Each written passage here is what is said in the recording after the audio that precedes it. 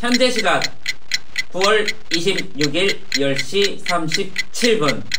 저는 방금 전 라디오 방송 강원 극동방송에서 진행하고 있는 오늘도 샬롬이라는 프로그램에서 제 책과 제가 만난 하나님에 관련되어서 가볍게 인터뷰를 진행한 내용이 방금 송출되었는데요. 아쉽게도 이 방송은 지역 교계 라디오 방송이다 보니까 다시 듣고 싶어 하시는 분들이거나 아니면 타 지역에 계시거나 아니면 그 시간에 일을 하신 분들은 좀 이 방송을 못 들었다라는 아쉬움이 좀 전해지고 있었습니다. 그래서 제가 강원 극동방송 측에 허락을 받아서 제가 인터뷰한 내용의 일부를 이렇게 유튜브에 또 올려볼까 합니다. 그리고 지금 제가 전달받은 파일은 라디오 송출용 파일인 mp3 파일만 이렇게 송출을 받아서 여기에 다시 영상을 입히고 뭐 자막을 입혀야 할 것 같은데요. 뭐 영상을 입히고 자막을 입히는데 많은 시간은 들이지 않을 것 같습니다. 그렇기 때문에 영상의 미가 조금은 떨어질 수가 있지만 그래도 저 미망이라는 사람과 이 미망이라는 채널이 가지고 있는 특성, 그리고 제가 왜 마침내 성경을 쓰게 되었는지에 대해서 궁금하시다면 한번 이 영상을 끝까지 시청해 주시면 감사할 것 같습니다. 특별한 사람과 함께하는 특별한 인터뷰. 오늘은 강릉 샘물교회에서 전임 전도사로 사역하고 계시는 염진호 전도사님과 함께합니다. 전도사님 어서 오세요. 네, 안녕하세요. 샘물교회 염진호 전도사입니다. 와, 우리 전도사님 네. 등장만으로도 예. 분위기가요 막 업되는 것 같아요. 아, 이게 방송톤 목소리고 방송톤 마음입니다. 예. 그러시군요. 네, 계속 유지해 주시기를 바랍니다. 아, 걱정하지 마십시오. 듣는 내내 오늘도 즐겁고 활기찬 방송 유지하도록 하겠습니다. 네, 감사합니다. 근데 사실 오늘은 저희가 인터뷰를 전도사님과 하게 된 특별한 이유가 있잖아요. 얼마 전에 전도사님께서 책을 출간을 하셨어요. 와, 진호의 서재를 하시다 보니까 책까지 내게 되는 이 전도사님 참 네. 은혜인데, 제목이 구약, 타나크, 신약, 마침내 성경이라는 책입니다. 어떤 내용을 담은 책인가요?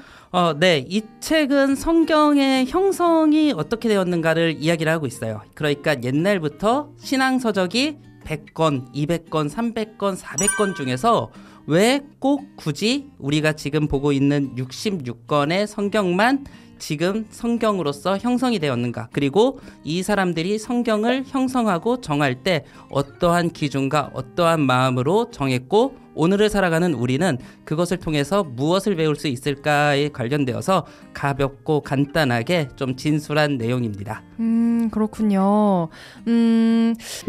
이 책을 내게 되신 계기가 있으세요? 어떤 친구들이 이러한 질문들을 내더라고요.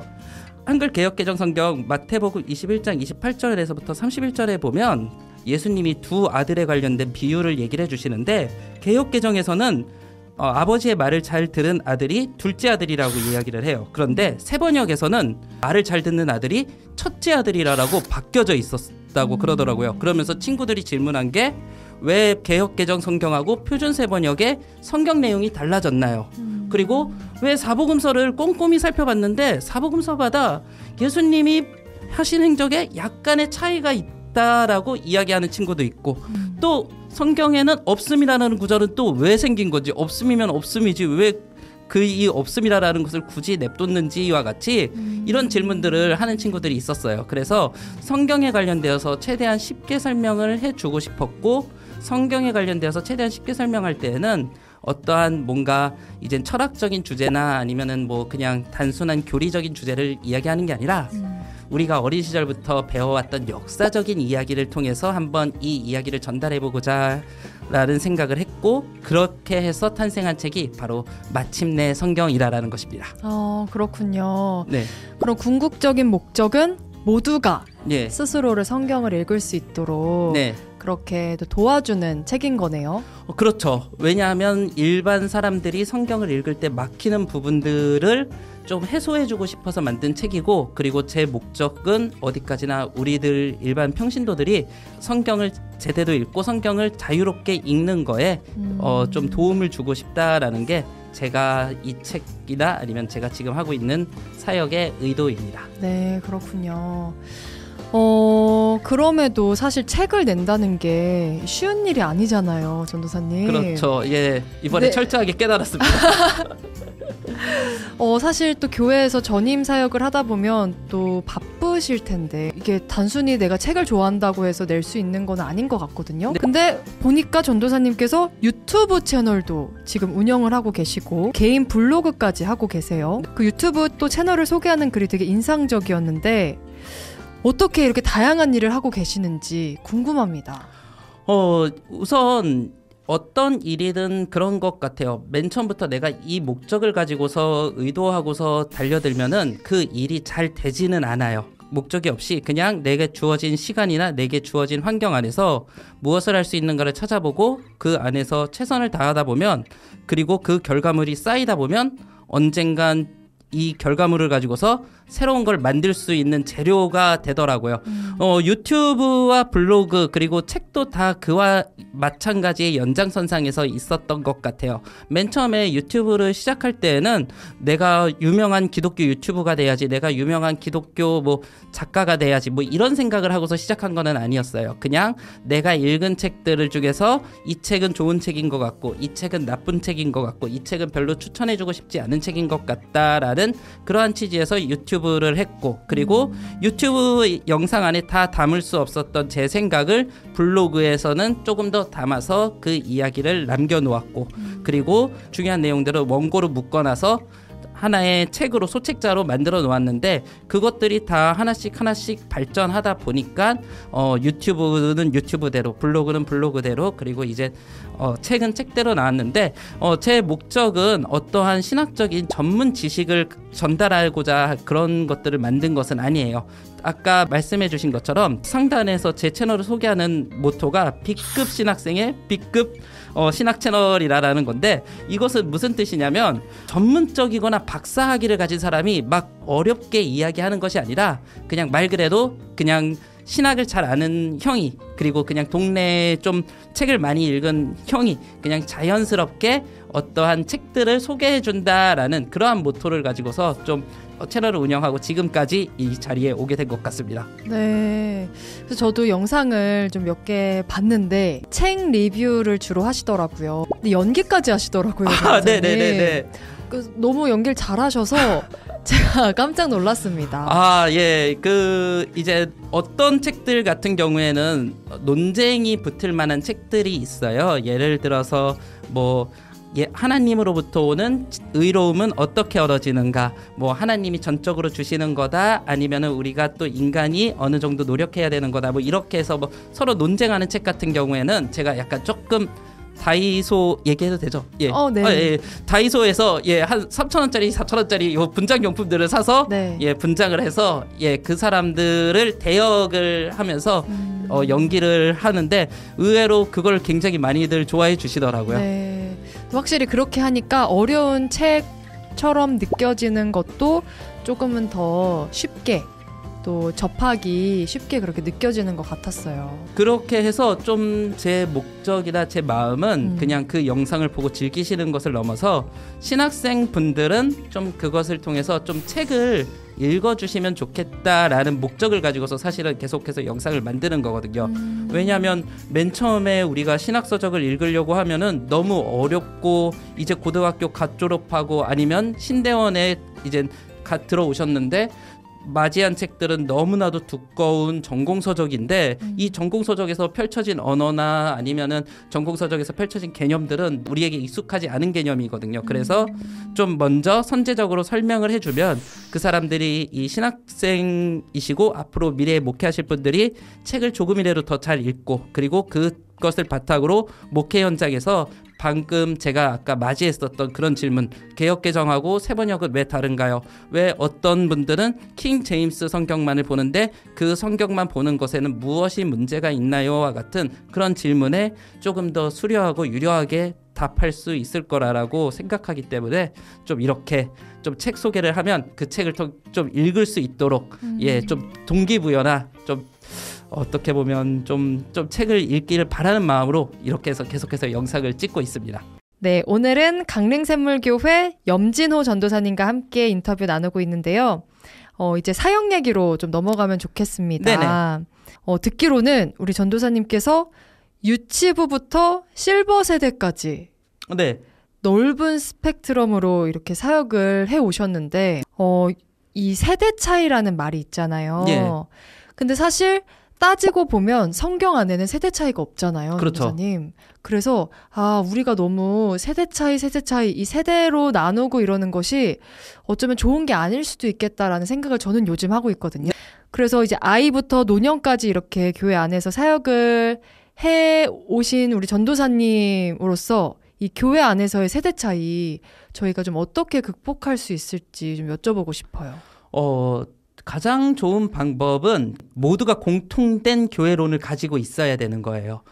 예를 들어서 그냥 교회가 어린아이는 어린아이 부서, 청소년은 청소년 부서, 뭐 어른들은 장년 부서에 가서 예배 드리고 그리고 그 시간 딱 채우고 나면은 바로 돌아오는 곳이다라고 그렇게 생각하는 것이 아니라 내가 교회를 가는 목적 그리고 이 교회가 우리의 또 다른 가족이다라고 생각을 하면서 그 공통된 교회론을 가지고 초등부, 중고등부, 청년부가 떨어진 부서가 아니라 우리는 하나의 가족이고 하나의 연계된 집단이고 그리고 우리는 어떤 교회를 위해서 지금 주일날 이 자리에 모였는가에 대해서 한 번씩 공통적으로 생각을 하고 공통의 의견을 수립한 다음에 그것을 위해서 차근차근 현실화시키면서 나간다면 교회 안에 지금 존재하고 있는 세대 차이는 조금은 줄어들지 않을까 싶어요.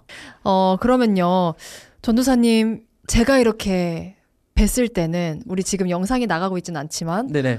너무 동안이셔서 네네. 이제 감사합니다. 막 사역을 시작하신 전도사님이구나라고 제가 생각을 할 뻔했는데 감사합니다. 요거는 멘트는 꼭 살려주시기 바랍니다. 예.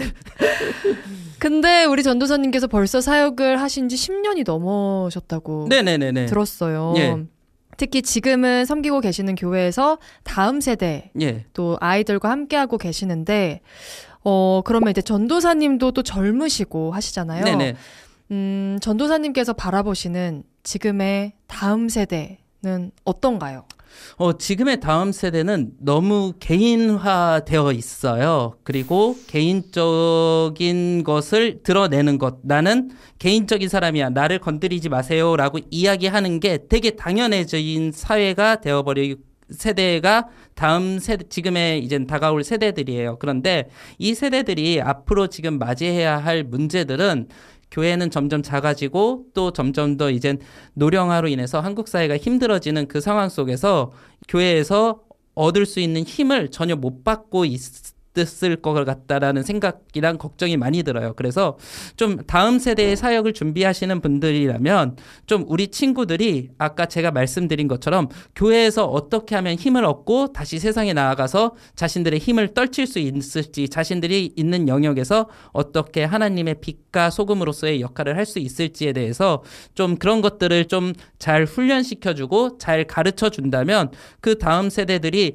조금 더 잘 부응할 수 있을 것 같아요. 그리고 우리 아이들이 사실은 성경에 대해서 관심이 없을 뿐이지 사실은 그렇게 우리보다 뭐 지식적이나 지혜적으로는 떨어지지가 않아요. 훨씬 더 높은 지식과 더 높은 IT에 대한 이해가 있는 아이들이에요. 다만 성경에 대한 관심은 현저히 줄어들어 있어요. 왜냐하면은 그 이야기는 너무 뻔하고 그 이야기는 너무 재미가 없다라고 생각을 하고 있기 때문이죠. 그래서 좀 우리가 다음 세대 사역을 생각할 때에는 좀 우리 아이들에게 어떻게 하면 좀 성경에 대한 관심 그리고 하나님 나라에 대한 관심을 어떻게 동기부여를 해주고 어떻게 우리 아이들에게 이 마음을 전해줄 수 있을까? 이 부분을 고민하시는 분들이 아마 다음 세대의 사역에 있어서 두각을 나타내시고 그 부분을 선봉장으로 이끄시지 않을까 싶습니다.